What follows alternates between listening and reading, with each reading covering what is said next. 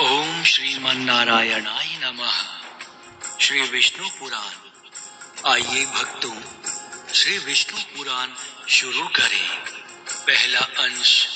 नारायणं नमस्कृत्यं नरं चैव नरोत्तमं देवीं सरस्वतीं व्यासं ततो जयमुदीरये।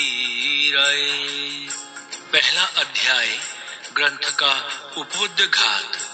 श्री सूत जी बोले, मैत्रेय जी ने नित्य कर्मों से निवृत्त हुए मुनिवर पराशर जी को प्रणाम कर एवं उनके चरण छूकर पूछा, हे गुरुदेव, मैंने आपसे ही संपूर्ण वेद वेदांग और सकल धर्म शास्त्रों का क्रमशः अध्ययन किया है।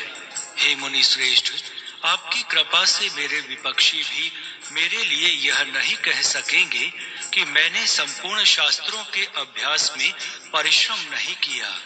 हे धर्मज्ञ, हे महाभाग, अब मैं आपके मुखारविंद से यह सुनना चाहता हूँ कि यह जगत किस प्रकार उत्पन्न हुआ और आगे भी अर्थात दूसरे कल्प के आरंभ में कैसे उत्पन्न होगा, तथा हे ब्राह्मण, इस संसार का उपादान कारण क्या है। यह संपूर्ण चराचर किससे उत्पन्न हुआ है, यह पहले किसमें लीन था और आगे किसमें लीन हो जाएगा।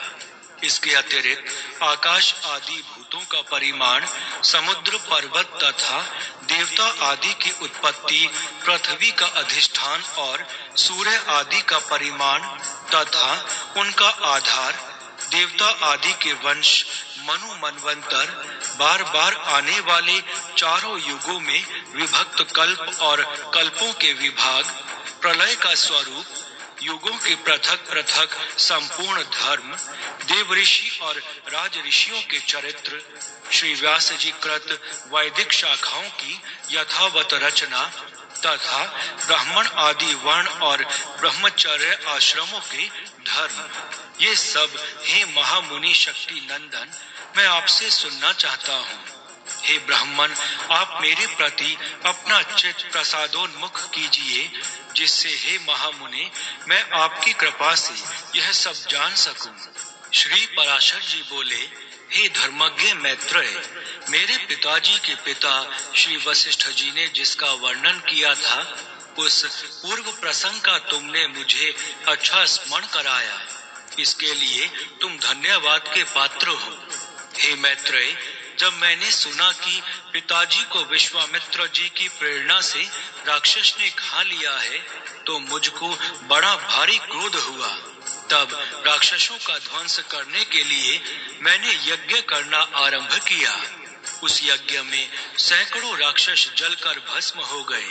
इस प्रकार उन राक्षसों को सर्वथा नष्ट होते देख मेरे महाभाग पितामह वशिष्ठ जी मुझसे बोले, हे वत्स, अत्यंत क्रोध करना ठीक नहीं, अब इसे शांत करो।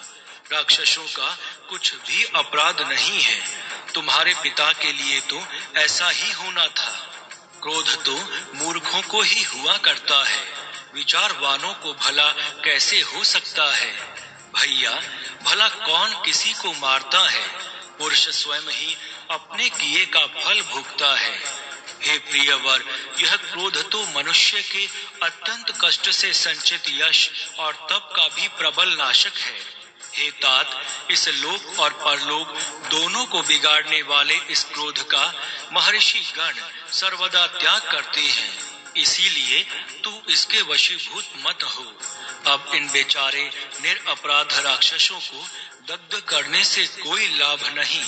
अपने इस यज्ञ को समाप्त करो। साधुओं का धन तो सदा क्षमा ही है। महात्मा दादाजी के इस प्रकार समझाने पर उनकी बातों के गौरव का विचार करके मैंने वह यज्ञ समाप्त कर दिया। इससे मुनि श्रेष्ठ भगवान वशिष्ठ जी बहुत प्रसन्न हुए। उसी समय भगवान ब्रह्मा जी के पुत्र पुलस्त्य जी वहां आए।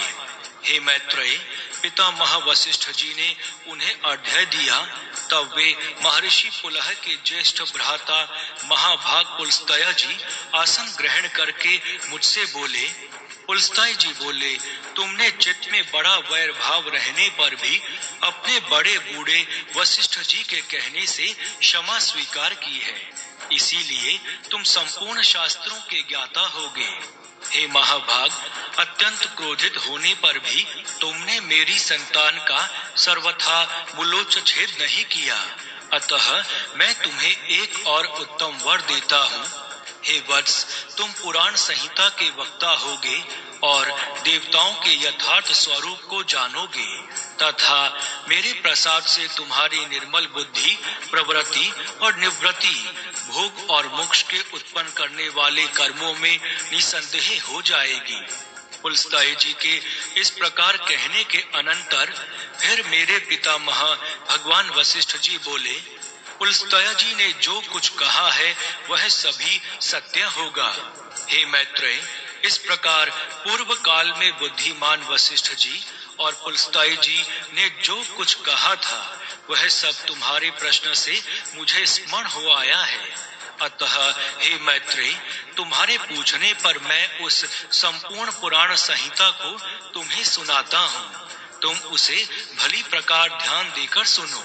यह जगत भगवान विष्णु से उत्पन्न हुआ है, उन्हीं में स्थित है, वे ही इसकी स्थिति और लय की करता है, तथा यह जगत भी वे ही हैं। इस प्रकार श्री विष्णु पुराण के पहले अंश में पहला अध्याय संपूर्ण हुआ। जय श्री हरि। श्री विष्णु पुराण दूसरा अध्याय 24 तत्वों के विचार के साथ जगत के उत्पत्ति क्रम का वर्णन और भगवान विष्णु की महिमा। श्री पराशर जी बोले, जो भगवान ब्रह्मा, विष्णु और शंकर रूप से जगत की उत्पत्ति, स्थिति और संहार के कारण हैं, तथा अपने भक्तों को संसार सागर से तारने वाले हैं, उन विकार रहित शुद्ध अविनाशी परमात्मा सर्वदा एक रस सर्व विजय भगवान वासुदेव विष्णु को नमस्कार है, जो एक होकर भी नाना रूप वाले हैं, स्थूल सूक्ष्ममय हैं, अव्यक्त कारण एवं व्यक्त कार्य रूप हैं, तथा अपने अनन्य भक्तों की मुक्ति के कारण हैं।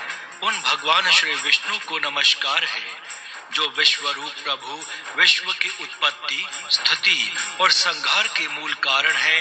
उन परम परमात्मा भगवान विष्णु को नमस्कार है, जो विश्व के अधिष्ठान है, अति सूक्ष्म से भी सूक्ष्म है, सर्व प्राणियों में स्थित पुरुषोत्तम और अविनाशी है, जो परमार्थतः वास्तव में अति निर्मल ज्ञान स्वरूप है, किंतु अज्ञानवश नाना पदार्थ रूप से प्रतीत होते हैं, तथा जो काल स्वरूप से जगत की उत्पत्ति और स्थिति में समर्थ एवं उसका संहार करने वाले हैं। उन जगदीश्वर, अजन्मा, अक्षय और अव्यय भगवान विष्णु को प्रणाम करके तुम्हें वह सारा प्रसंग क्रमशः सुनाता हूँ, जो दक्ष आदि मुनि श्रेष्ठों के पूछने पर पितामह भगवान ब्रह्मा जी ने उनसे कहा था। वह प्रसंग दक्ष आदि मुनियों ने नर्मदा तट पर राजा पुरुकुत्स को सुनाया था, तथा राजा पुरुकुत्स ने सारस्वत से और सारस्वत ने मुझसे कहा था, जो पर अर्थात प्रकृति से भी पर